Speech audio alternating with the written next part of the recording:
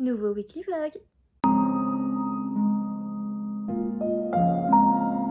Putain mais ça se voit à mort que je viens de me riper sur le front. On est mercredi 7 mai, il faut vraiment que j'arrête de faire des weekly vlogs qui commencent à la moitié de la weekly. Mais j'ai vraiment été très occupée en ce début de semaine, notamment hier. On en reparlera, vous allez voir, c'est super drôle, mais j'ai quand même lu, j'ai quand même pas mal lu, donc on va parler de ça maintenant. On va commencer par là, on s'est arrêté la semaine dernière, Legend and Latte.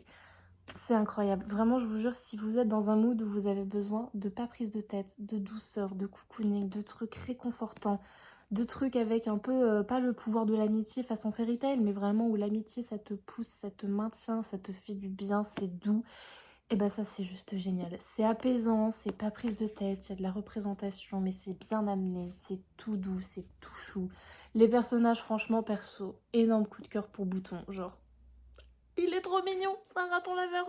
Enfin bref, il y a plein de trucs trop chauds, genre vraiment, il est incroyable ce livre, il est vraiment super cool. Faut que je le chronique sur Instagram, mais vraiment foncez sur ce livre si vous aimez la fantaisie, si vous aimez la douceur, le mignon, etc. Incroyable, je l'ai fini, j'étais triste de le finir. Ensuite, hier, j'ai enfin lu le tome 2 de Qu'est-ce qui cloche avec ta vie en ligne. Le tome 3 est sorti en mars, mais je ne l'ai pas acheté et je pense pas que je vais l'acheter tout de suite. Donc pour le moment, cette série un peu stand-by, mais je ferai un petit avis en chronique, non pas en chronique, en story à l'une sur Instagram justement.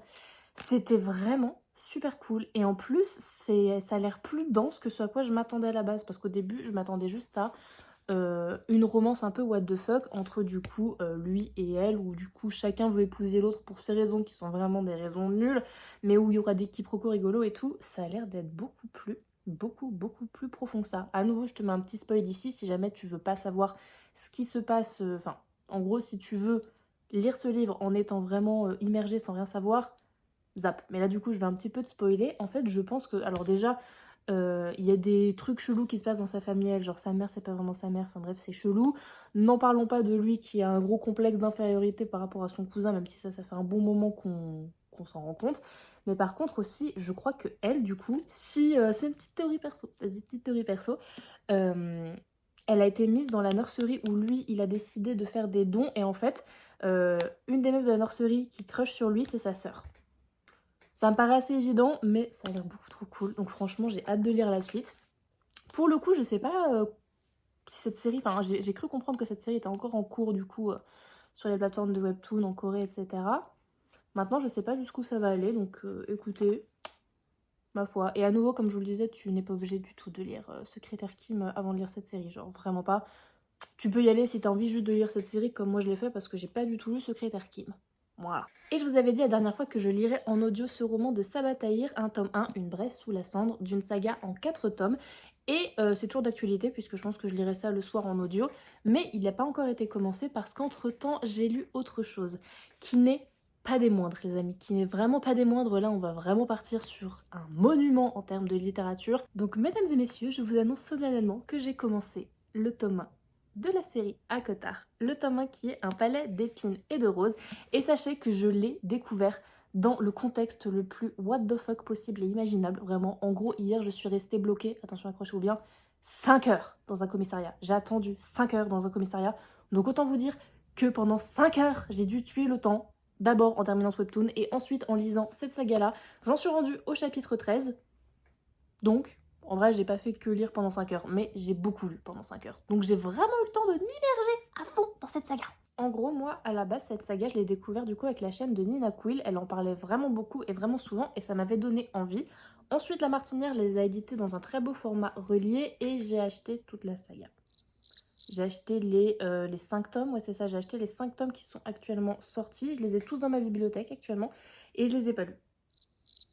Voilà, donc j'attendais, je sais pas ce que j'attendais, mais à un moment donné j'allais la lire et hier ça m'a pris, j'ai vraiment pris ce livre avant de partir au commissariat.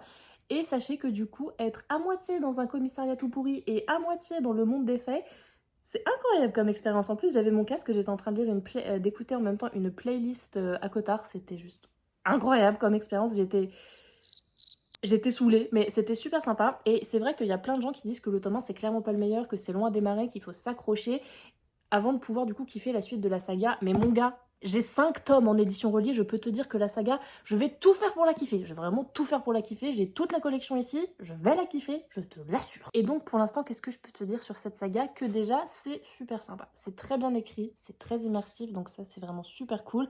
On sent bien à fond quand même le retelling de La Belle et la Bête pour ce premier tome, je crois qu'on s'en éloigne un peu avec le temps. Mais on le sent franchement très bien. C'est vrai que Sarah J. Maas, elle en a fait des tonnes sur le fait que Feyre, elle est vraiment une vie de merde, mais en même temps déjà, dans le conte original de La Belle et la Bête, c'est franchement le cas, enfin, c'est exactement comme ça que ça se passe. Et pour le coup, il y a un truc que Nina Quill avait dit sur lequel je suis pas forcément d'accord, mais après c'est peut-être aussi parce que du coup, je me suis un peu spoil, je sais globalement ce qui va se passer. Nesta, c'est vrai que l'autrice fait beaucoup de choses pour qu'on la déteste, mais je trouve qu'il y a quand même des zones de flou autour de Nesta, c'est-à-dire que quand même l'autrice insiste, enfin l'autrice du coup, Feyre, insiste beaucoup sur le fait que ouais, Nesta, elle est un peu égoïste, etc. Mais par contre, en ce qui concerne Elaine, elle dit qu'à un moment donné, elle pourrait aller en enfer pour Elaine, tu vois, genre quand la bête arrive dans leur chaumière, Nesta, elle est pas planquée derrière tout le monde, Nesta, elle est planquée derrière son père, mais elle fait front devant Elaine, elle se positionne devant Elaine face à la bête, tu vois. Donc, pour moi, c'est vrai que là, c'est quand même une petite caractérisation assez intéressante et tu restes un peu sur ta fin à ce niveau-là, mais on sait qu'après, Nesta va revenir. Je sais pas trop qu'est-ce qui se passe avec Nesta, mais on sait qu'elle revient. Donc pour moi, c'est quand même intéressant comme caractérisation de personnage. Voilà. Et sinon, pour ce qui est des failles, etc., alors il y a un truc, j'ai pas lu beaucoup de chroniques là-dessus. Est-ce que je suis la seule qui me tape des barres à chaque fois qu'il parle du chaudron? Genre, je sais pas si... J'en suis pas encore rendue à ce niveau-là, je sais pas si c'est genre un dieu, un mythe dans leur truc, mais à un moment donné, ils arrêtent pas de dire par le Saint Chaudron, les chaudrons soient loués. Enfin, parce que moi, il y a deux trucs qui me viennent en tête quand on me parle de ça. Il y a ça là. Royaume de Pryden, il était une fois un roi si cruel et si maléfique que même les dieux le craignaient. Aucune prison ne pouvant le retenir, il fut brûlé vif dans un creuset empli de métal en fusion, où son esprit démoniaque fut à jamais figé sous la forme d'un immense chaudron magique. Durant des siècles, le chaudron magique demeura dans l'ombre, patiemment. Mais des hommes malveillants le recherchaient. Celui d'entre eux qui le découvrit Se souvient de Taram et le chaudron magique, vraiment. Et je sais pas pourquoi, je pense à juste le creuset, genre à de la vaisselle. Du coup, c'est juste super drôle d'imaginer des elfes, des failles trop beaux gosses qui prient un chaudron. Et juste l'appellation chaudron est marrante. Je sais pas ce que ça donne en VO, enfin en version originale en anglais, mais en français, ouais, on a droit à des chaudrons. Ça me fait beaucoup rire. Ça me fait beaucoup rire. Et pour ce qui est de la gentillesse des failles, c'est vrai qu'ils sont curieusement très gentils avec une meuf qui vient de buter leur pote. Mais en même temps, en fait, si tu gardes en tête pendant ce tome 1 que ce tome 1 est une réécriture de La Belle et la Bête, c'est très cohérent. Parce que du coup, comme La Belle et la Bête, les gens sont super sympas parce que quand même, il y a quelque chose derrière. Tu vois, une histoire de malédiction, une histoire de lever la malédiction et tout et tout. Les gens font en sorte que la personne se sente à l'aise pour qu'elle reste, justement. Ils essaient d'être le plus aimable possible malgré de la maladresse. On est à nouveau sur Feyre qui a vraiment une grosse vie de merde, un peu comme Belle, tu vois. Donc en vrai de vrai, sa famille qui était pestiférée du village, etc. En vrai de vrai, ce tome, pour moi pour l'instant, là où j'en suis, c'est-à-dire à un peu plus d'une centaine de pages, sur 400, ce tome est une bonne réécriture de conte de La Belle et la Bête parce que ça reprend vraiment des événements, enfin pas des événements, des éléments du conte original de façon très pertinente. Donc pour moi, ce tome, alors oui, c'est un peu lent, etc. J'ai hâte de voir qu'est-ce qu'il en est pour la suite de la saga, mais ce tome ne me déplaît pas, ce tome est un bon tome. Mais maintenant, je vais me permettre de parler de quelque chose quand même qui commence à sacrément m'énerver. Les maisons d'édition, c'est le moment où il faut écouter. Au niveau de l'édition des livres, je suis pas particulièrement chiante, tu vois, tu peux faire à peu près ce que tu veux en travail éditorial. Pour moi, s'il y a une cohérence, ça va être bien. Il y a 3 trucs qui m'énervent particulièrement au niveau des choix éditoriaux. C'est-à-dire, le premier, c'est les stickers qui s'enlèvent pas. Genre quand c'est marqué phénomène TikTok et que tu peux pas enlever le sticker, c'est super chiant. Deuxième truc, quand tu choisis de mettre des paillettes sur un livre et que toutes les paillettes s'en vont et que du coup tu as des paillettes plein les doigts et partout, c'est super chiant. Notamment sur les livres de Benjamin Lacombe. C'est très beau, hein, mais c'est très chiant. Et le troisième truc, sans doute un des trucs qui m'énerve le plus, c'est les dorures qui se barrent. Genre là, ce livre, je vous ai dit, je l'ai commencé hier. Je l'ai juste mis dans mon sac. Je l'ai bouquiné du coup pendant 5 heures, mais je me suis pas trimballée partout avec. Genre juste, je le tenais comme tu tiens un livre normalement. Je l'ai remis dans mon sac et je suis rentrée chez moi. Il y avait vraiment, genre j'ai fait 5 arrêts de tram, ce qui est pas très long. Ça représente 5 minutes, 5-10 minutes de tram. Les dorures ont déjà... Est-ce que tu vas voir? C'est le problème... Voilà, là, tu vois un petit peu. Au niveau de tout là, les dorures se sont barrées. Il y a des angles sur lesquels, là, tu vois très bien aussi. Les dorures se sont barrées, vraiment. Genre et là j'ai vérifié la dernière fois, tu frottes à peine ton doigt en appuyant un peu, ça se barre. Les dorures elles s'en vont, donc c'est chiant. Donc j'ai décidé de prendre les choses en main. Je suis allée dans une boutique d'art, j'ai acheté un Posca. Donc le mec m'avait dit, les marqueurs indélébiles dorés ça peut être bien parce que c'est de la peinture acrylique, ça partira pas. Sinon tu prends en gros du doré liquide et puis du coup ça partira encore moins et ce sera peut-être un peu plus joli. Faut que je crash teste, faut que du coup je vous tiendrai au courant, mais du coup je vais essayer de refaire les dorures parce que du coup j'ai toute la saga dans cette collection là, donc c'est sûr que les dorures vont se barrer. Et j'ai pas envie de sprayer de la laque ou du vernis ou d'abîmer le livre, donc je pense juste mettre, parce que du coup les Posca pour ceux qui savent pas, c'est des feutres qui sont à base de peinture acrylique. Donc une fois que tu appliques, normalement ça part pas, sauf si tu frottes comme un bourrin ou si tu mets genre du détergent ou du white spirit, ça partira pas. Donc je vais tenter ça, normalement c'est à peu près la même couleur, mais en fait je veux juste ouais, que la dorure se barre pas quoi. Parce que même, elle se barre un tout petit peu au niveau de la reliure, genre là sur le P de pala et tout. Enfin bref, c'est un peu chiant. Donc voilà, c'est vraiment la seule critique que j'ai à faire sur cette édition qui est de surcroît très jolie. Donc je pense que les futurs vlogs lecture, en fait, ça va juste devenir les vlogs lecture de la saga ACOTAR. Parce que je pense que je vais l'enchaîner. Alors peut-être pas tous les tomes non plus, mais je pense qu'au moins le tome 1 et 2, parce que beaucoup de gens disent que le tome 2 c'est le meilleur. En tout cas, que vraiment à partir du tome 2, c'est là où l'histoire démarre vraiment. Ça, c'est plus un tome introductif. Tu rentres vraiment dans l'histoire à partir du tome 2. Donc écoutez, je vais lire le tome 1. Je vais très probablement enchaîner le tome 2. Et je vais renommer cette série de vlogs les vlogs un palais de trucs et de machins. Parce que du coup, tous les titres de cette saga, c'est un palais de trucs et de machins. Et le problème, c'est que maintenant, j'ai l'impression qu'il n'y a pas de livre de fantasy qui sortent sans que ça s'appelle un royaume de ci et de ça, un palais de ci et de ça, de cendres et de machin. Genre vraiment, tous les livres de fantasy qui sortent en ce moment, c'est ce délire-là. Donc, et comme tout le monde fait des vlogs à Cotard, moi je vais faire des vlogs un palais de trucs et de machins. Voilà. Pas très vendeur, mais c'est original. D'ailleurs, si jamais par hasard tu ne me suis pas sur Instagram, sache qu'à la base, moi je suis très présente sur Instagram. Cette chaîne YouTube est venue après. Et du coup, si tu ne me suis pas sur Instagram, sache que je me suis mise sur Wattpad. J'ai commencé à écrire une dark romance sur Wattpad. Donc si jamais ça t'intéresse, je te mettrai le lien dans la description. Et en attendant, voici la couverture. Voilà! On est dimanche 11 mai et c'est pour ça que j'ai une tête de dimanche. D'habitude, je filme pas de clip le dimanche tout simplement parce que je termine le montage le dimanche et puis après, en l'occurrence, j'essaie de poster le vlog le dimanche. C'est ce que j'ai fait pour 2 semaines sur 3. La première semaine, j'avais posté le lundi parce que j'avais pas eu le temps de faire le montage, enfin bref, on s'en fiche. Mais là, cette semaine, j'ai vraiment chié dans l'école parce que j'ai vraiment pas fait beaucoup de clips, j'ai eu beaucoup de trucs à faire. Ce week-end, on était en famille, donc j'ai quasiment pas lu. J'ai un petit peu lu, mais j'ai pas du tout pu filmer parce que pareil, j'étais pas beaucoup toute seule, j'étais chez mes parents, donc c'était compliqué. Mais pour autant, j'ai quand même des trucs à vous dire, des trucs à vous ouvrir parce que j'ai reçu un service de presse, je suis trop contente. Mais on va commencer par, du coup, j'ai un tout petit peu avancé sur un palais d'épines et de roses. Et d'ailleurs, j'ai un petit peu rajouté de la dorure, ça a plutôt bien marché, mais c'est pas parfait. De toute façon, j'ai fait un reel sur Instagram à ce sujet. Là, pour ceux qui ont la ref sans aucun spoil, je suis à la scène du Suriel. Donc voilà, au début de la scène, hein, vraiment pas lu grand chose. Donc je suis à la page 169 et c'est toujours aussi cool. Franchement, c'est toujours aussi cool. Donc du coup, les prochains vlogs, ils seront... En fait, je pense que les prochains vlogs vont être renommés vlog lecture, un palais de trucs et de machins. Parce que sur les prochains vlogs, je pense que je vais avancer sur cette saga. Au moins terminer ce tome-là et lire le tome 2. Si je suis vraiment très motivée, je lirai à la suite, mais j'aurais peut-être besoin d'une coupure. Donc voilà, on en est par rapport à cette lecture. Et j'ai un truc trop cool à vous dire. Je vais rencontrer Samantha Shannon, puisque Samantha Shannon va venir en dédicace dans ma ville. Samantha Shannon vient le 30 mai dans ma ville et je suis trop contente. Seul petit hic, j'ai lu aucun de ses livres. J'ai Le Prieuré de l'Oranger et son préquel de jour et de nuit, un truc comme ça à la maison.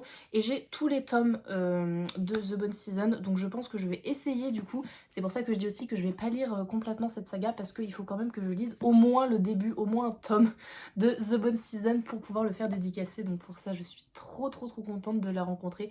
C'est trop chouette, j'essaierai de vous filmer le vlog ou un truc comme ça. Rien à voir avec les livres, mais en même temps quand même un peu. Je suis passée au Lidl chez mes parents. Et j'ai acheté le thé que Ninaku il arrête pas de montrer dans ses vlogs parce que j'avais pas vu, mais c'est du rooibos.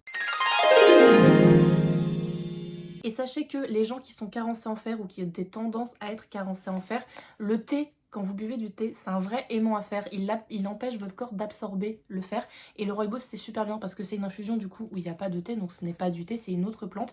Mais c'est super bien parce que ça a plein de bénéfices pour la santé, mais pour le coup, ça n'absorbe pas, enfin non, ça n'empêche pas l'absorption du fer par le corps, donc c'est cool. Et j'en ai pris 2 boîtes. J'ai pas encore ouvert les boîtes, je sens que ça sent super bon déjà au travers du paquet.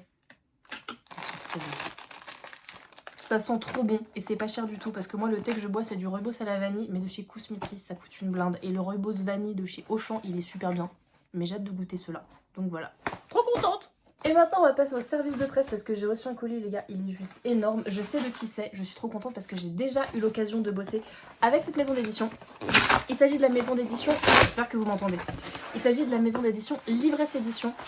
Et j'ai déjà eu l'occasion de bosser avec eux autour de L'Arme, l'Apocalypse selon Sandra, Talisman, Ghost, enfin bref, des livres super cool. Hop. C'est une maison d'édition qui fait vraiment plein de choses très différentes. Elle fait du graphique, du thriller, elle fait vraiment beaucoup de choses super sympas. Et moi j'aime particulièrement leurs livres d'horreur.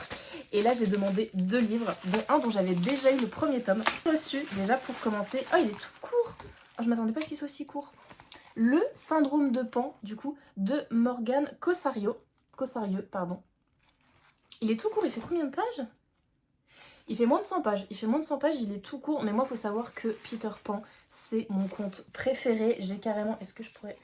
On voit pas trop. J'ai la carte du pays imaginaire de tatouer sur moi. J'ai les 2 étoiles de Peter Pan. C'est vraiment une partie de ma vie très importante Peter Pan. Et là, en l'occurrence, on est sur un tout petit livre qui m'a l'air d'être une réécriture de conte. Allez, viens, c'est amusant, reprit-il, mais il ne marche pas, tu vois bien. Peter, vous faites semblant. Qu'est-ce que ça veut dire faire semblant? Rien, justement, m'énervais-je. Ça ne veut rien dire. Semblant, c'est rien du tout. Ça a l'air d'être une écriture hyper poétique. Ça va être super vite lu. Ça, vraiment, en 1 heure, je peux le plier. Et j'ai vraiment hâte, parce que quand je l'ai vu passer, il m'avait trop donné envie. Donc, grandement hâte de lire ce livre. Il a l'air beaucoup trop cool. Et celui-ci, c'est une BD. Loving Reaper. Et là, en l'occurrence, c'est le tome 2. C'est Iraet, je sais pas trop. De Jenny Digna. Et j'avais déjà le tome 1. Peut-être que la couverture vous dit quelque chose. Le tome 2 est beaucoup plus épais. Et je pense que les dessins vous diront quelque chose parce qu'il y a eu beaucoup de trucs qui sont passés sur... Est-ce que je trouvais quelque chose? Ouais, voilà. Il y a eu beaucoup de reels qui sont passés sur ces livres sur les réseaux sociaux parce que c'est hyper triste. En fait, le tome 1, c'est l'histoire de la mort. C'est des toutes petites histoires, donc c'est vraiment ouais, quelques planches qui forment un petit bout d'histoire. La mort qui vient prendre des animaux.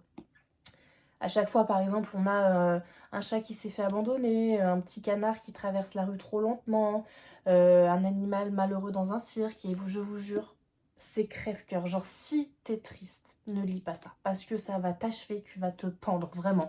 Mais en même temps, c'est beau, tu vois, c'est juste, ça touche là où il faut. Les dessins, ils sont assez minimalistes, mais ils sont beaux, tu vois, c'est tout en noir et blanc, du coup, sauf l'âme des animaux qui est bleue.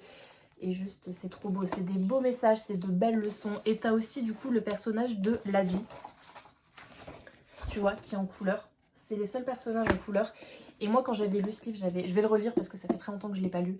J'avais pleuré. Et il faut savoir, si jamais vous choisissez d'acheter un de ces livres, parce que c'est la même chose, c'est marqué derrière, une partie des gains issus de la vente de ces ouvrages sera reversée à des associations et des refuges. Donc ça, c'est super cool parce que ça va grave dans l'esprit du livre. Et là, en l'occurrence, on est sur le tome 2.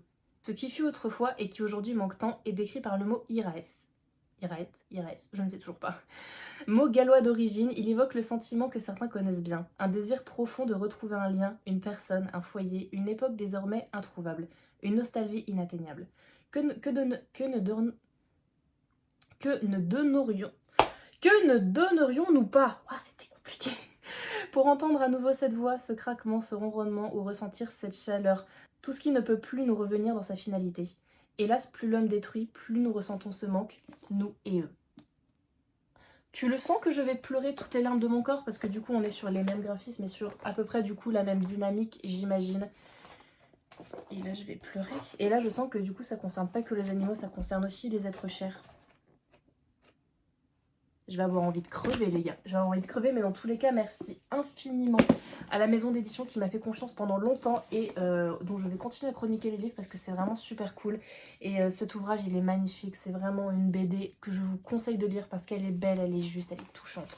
Et hâte de lire celui-ci pour le coup, je ne vais pas vous en dire grand chose parce que j'ai rien lu de l'autrice ni dans le même genre avant, enfin j'ai lu des réécritures mais du coup j'ai pas lu de poche chez Livresse, donc hâte de lire ça, grandement hâte de lire ça.